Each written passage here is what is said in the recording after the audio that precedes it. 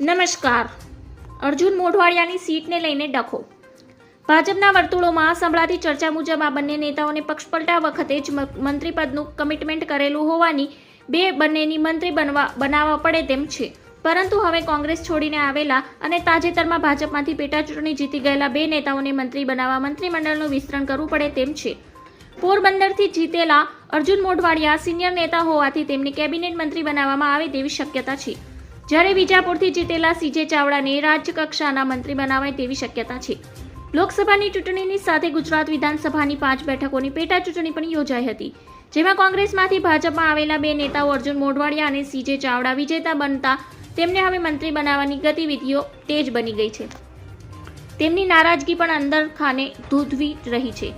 આથી તેવા ધારાસભ્યોનો રોષ શાંત કરવા માટે પણ તેમને મંત્રી પદ આપવું જરૂરી બન્યું છે, જેને લઈને ભાજપ સરકારે વિસ્તરણ માટે ગતિવિધિ તેજ કરી છે.